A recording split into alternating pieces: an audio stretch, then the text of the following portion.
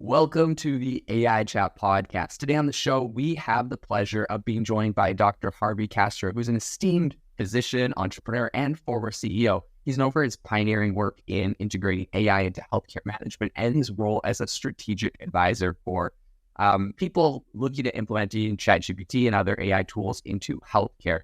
Super excited to have you on the show, Harvey. Thanks for having me. I appreciate it.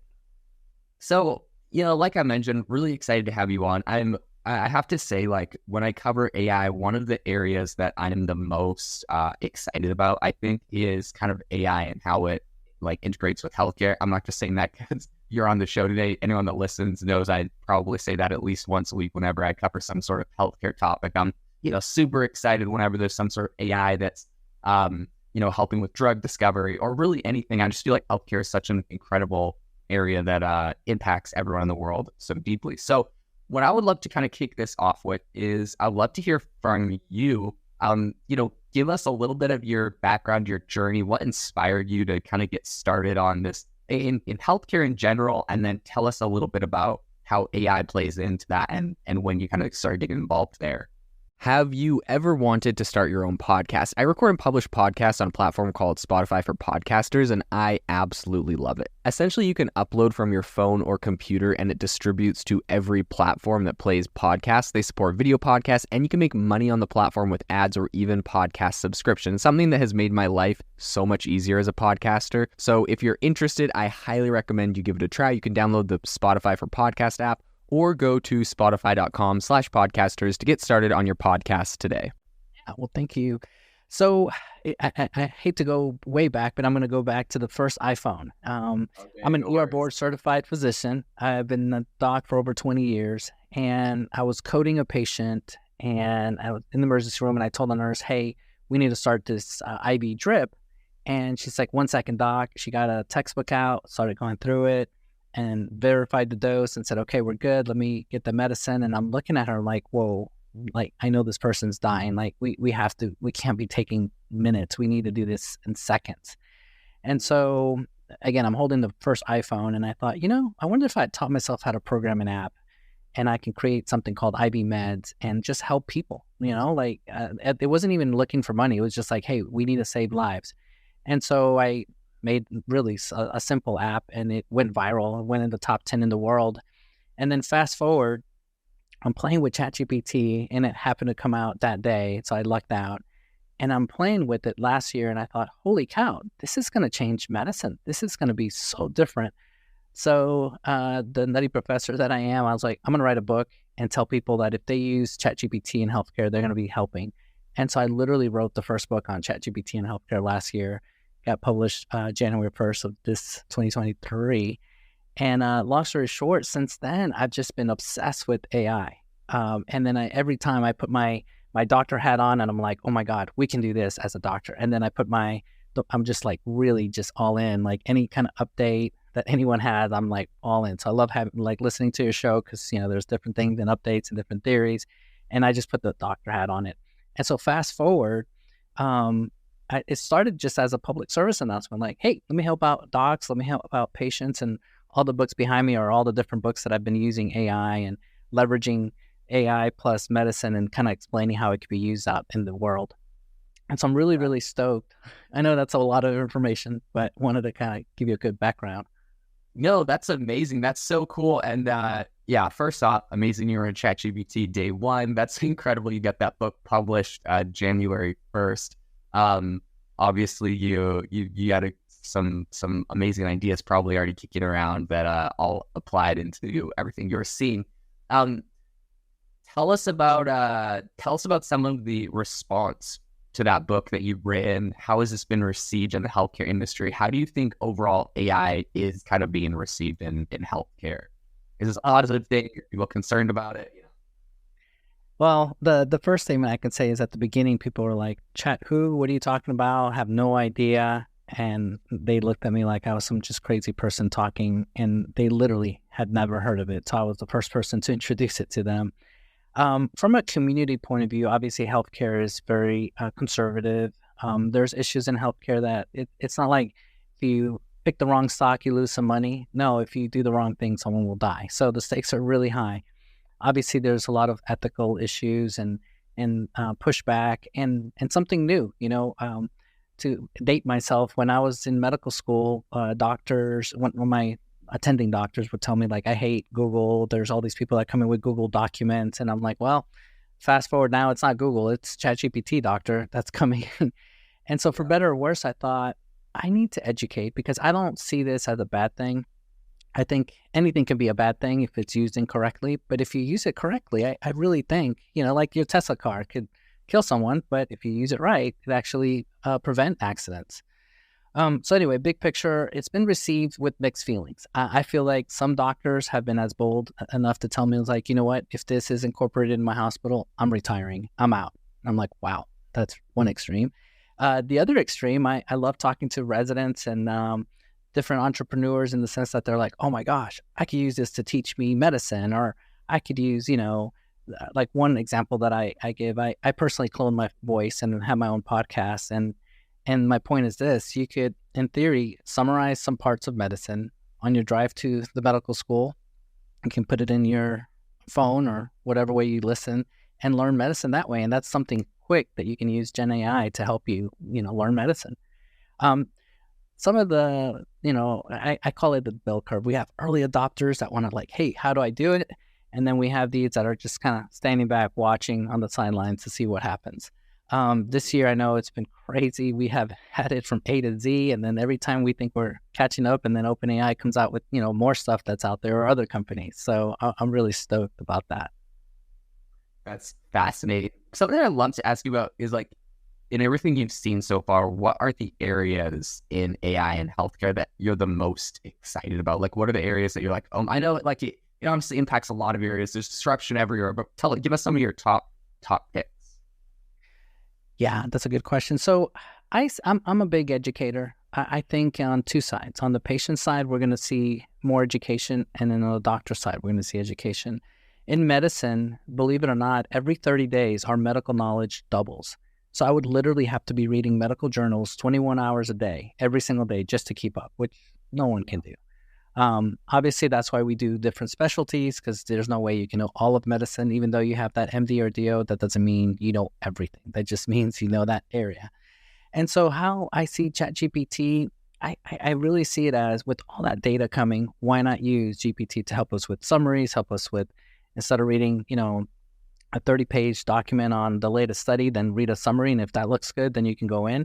And I know there's already services like that, but the ability to be able to just take any document, upload it, and then have a conversation with it. I may not want to know all these specific parts of the article. I may just want to know certain things. So now I can just upload it and just have a conversation, and I can maximize that. Instead of reading it for 10 minutes, I may only need 2 minutes and really efficient and get what I need to get out of it. And so big picture, I'm just stoked about that. Now, on the patient side, man, I'm really more stoked because I feel like now patients can be empowered with GPT. And I know some of my colleagues hate when I say that, but the way I see it is the following. Just last week, GPTs have been announced. And for fun, I just created my own GPT that literally my goal is you take this with you to the doctor.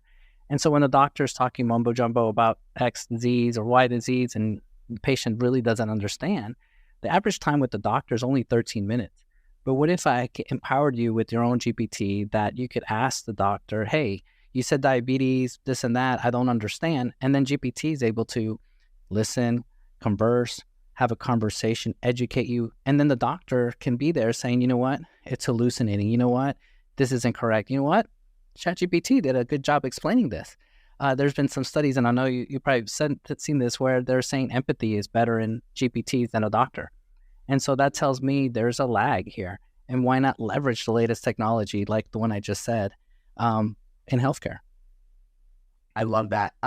I'll say, like, even for myself, like, I've seen a number of studies or reports. There was one that came out recently about there's a woman who her child had like pretty severe health problems for a very long time, went to tons of specialists, was not able to get the solution, finally went to ChatGPT, plugged in like all the symptoms, like tons of stuff, and it was able to accurately find a diagnosis. They went to a specialist, it was confirmed, they found a solution, and she was like blown away. I'm not sure what it is, and I would love to get your thoughts on this. My wife is she's constantly self-diagnosing herself with everything, but maybe it's a common thing today for people to do. But the greatest thing for me is that instead of every time, I don't know why, every time she goes to WebMD, the answer is she has cancer. Every time she, done lots of tests, she does not have cancer. She's doing great. But for some reason, WebMD, whenever you put your symptoms in, there's a lot of extreme examples it'll give you. When she goes to ChatGPT and like says, hey, like I'm feeling like, my hand is tingly and there's like, blah, blah, blah, I don't know, whatever her symptom is, she puts it into ChatGPT and all of a sudden it's like, oh, well, it's possibly this. It's probably not cause for alarm. You could look at this. It's like, and it's helped diagnose like things. So like, what is the difference in your mind? Why is a tool like ChatGPT doing so much better than, I mean, I hate to say, doctors or specialists like that woman had, but I mean, that is an extreme case. But even something like WebMD, right? This is kind of the precursor, and you could assume that a lot of the knowledge ChatGPT was trained on came from WebMD when they scraped the whole internet. How was it able to more accurately diagnose than articles or blogs or sometimes doctors? No, that's a really good question. Going back to that case, that poor child had gone through 17 doctors before it got a diagnosis, and the diagnosis with tethered core syndrome. And how does that happen? I think it's tough to say. Obviously, I don't know the particulars of that case. I wasn't in the room. But what ends up happening is different doctors see things filtered in their specialty. So I'm an ER doctor. So to me, everything in life is an emergency. Everything, I'm biased towards, worst case scenario because that's what I see. Whereas if I have a good friend of mine, he's a pediatric cardiologist, and he claims there's all these pediatric cardiology disease that if they caught it, it's the cardiologist. And so my point is this: ChatGPT has all that data, and it has more data than MedCal or MedMD rather, or all those MedConsult, all those different websites, because it has the entire internet. But what they did smart is they did reinforced learning. Now, they didn't put doctors to do reinforced learning, but they had so much other data that they were able to compensate. And so why it does such a good job is I feel like to some degree it doesn't have the bias because now it's looking at it with all the lenses as opposed to my filter lens that I see everything this way. Now, is one better than the other? No. In my book, I look at it like this. AI plus doctor is better than just doctor. And then doctor is better than just AI alone. Because the doctor, it's something called the art of medicine. There is a true art. Me seeing you, there's things that right now ChatGPT is not quite there. Where like if I see you and I see your voice changes or the inflection or something you do in your eyes or you look away, I'm able to pick up on those things where ChatGPT takes it for what it is. So if you start joking around with it during the interview, it's going to go down another path because it's, you may be saying certain things and I know you're joking, but ChatGPT will be like, no, that's literally what I heard. And so there's some nuances. The biggest scare for me personally, this is one of the reasons why I went out there writing the book, is I'm personally worried, especially people outside of the United States that can self-diagnose, walk up to a pharmacy and say, you know what, I have this disease. I'm going to take this medicine according to ChatGPT and it's something wrong. They have that emotional trauma that they think they have cancer, or that they take this medicine and they don't need it and they end up, shooting their liver or something. That's my personal worry. But I think there's a balance. I really think it's doctor plus AI together will give you a better yield. Yeah, I love that. I think that's so accurate. And I think you bring up a really interesting point that I'd love to dive into, which is even in the United States, there's a healthcare worker shortage. Like it's something that, a lot of hospitals and whatnot struggle with. But in other countries, there's indisputably that shortage. And so what impact do you think a tool like ChatGPT AI is going to have on other countries? Do you think that people will, like you mentioned, like, is this going to become a common thing where people are going to just go to ChatGPT? And beyond just a shortage, right? Like, let's talk about countries with very low income. Like, going to the doctor might be too expensive for someone when they're like, look, I could just use, this AI tool. It's going to do a good job of diagnosing. What do you think the impact globally is going to be, especially outside of the United States? And I love this question. This brings up ethics, biases. I'll start with the biases. Obviously, we study the entire internet, but it's really using a lot of information, data from research here in the United States. And the token size, that you understand this well, it's not going to literally translate as well. So I'm going to pick a country in Africa. If they start translating, it's going to be less tokens because the words don't translate, the theme, and then there's some hallucinations. Now, the data is different. So if I say breast cancer, these are the treatments, that population in Africa is going to be different, and it shouldn't be treated the same, and it's going to have some biases. Now, what's going to happen in the future? I love looking at this iPhone because I think this is going to be your doctor one day. It'll be all here. It'll have enough of the basics. Like I see a future where Apple has, this has put 34 million parameters on the newest iPhone. So I see in the future CPR will be on this. So if you're in the Grand Canyon, there's no Wi-Fi or internet cellular service, it'll still tell you how to do CPR and help save that life. How is it going to happen? I talk about this a lot, and I think personally Africa is going to start seeing things before the United States because pros versus cons. We got areas of Africa that have zero healthcare. There's no doctors. And so I really do see a future where, Elon Musk satellites are out there and Africa is going to send maybe some PAs and some big vans so people come in and they're able to interact, and that'll be their healthcare. But that will never happen in the United States until that happens outside of the United States. And then there'll be some internal pressures to happen here. So yeah, I think the future is going to be interesting. I don't think I think we need our own models in our different countries. And so to make it more home here in the United States, the data that I collect here in Texas is nowhere near the same as the illnesses and populations that are in California.